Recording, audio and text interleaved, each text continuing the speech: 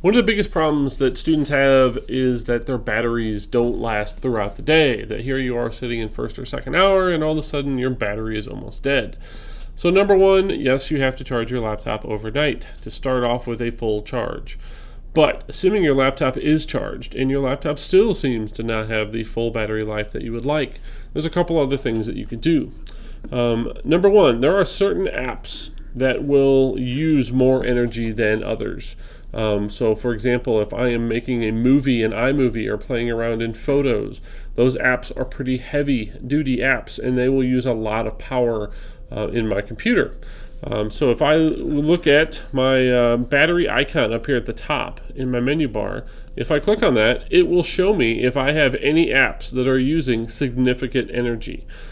If I do have apps that are using a lot of energy, quitting those apps if possible will help save battery life.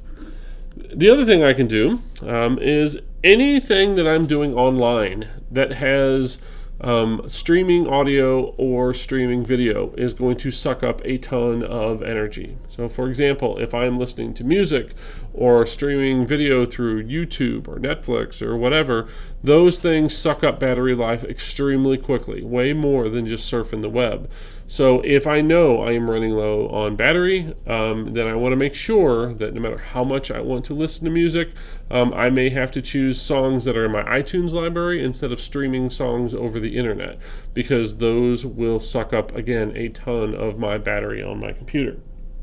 Another thing I can do is I can adjust the amount of notifications my computer gets. A notification is something that will notify you anytime something has happened.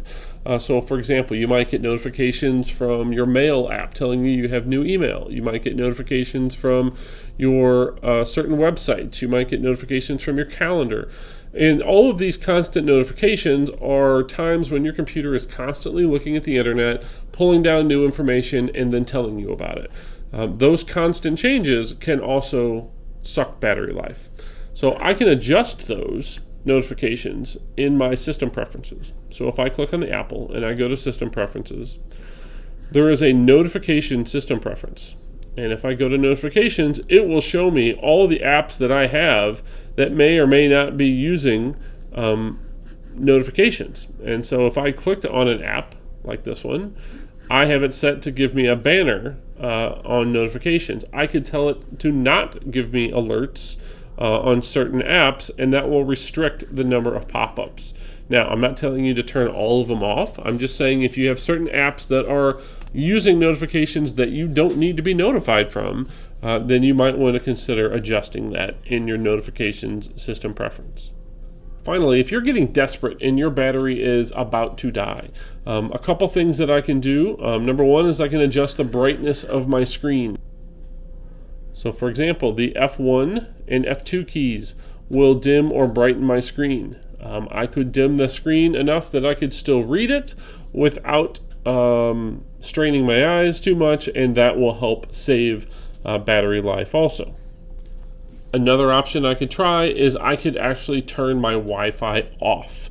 If I am using a program like Microsoft Word that does not require me to need the internet, programs like iMovie, Photos, apps like that that are just on my computer that do not connect to the internet, a lot of times I can turn Wi-Fi off, and that will help save battery life as I'm using those apps. Now, I will tell you, Moodle, any website that you need to access, you're going to need internet.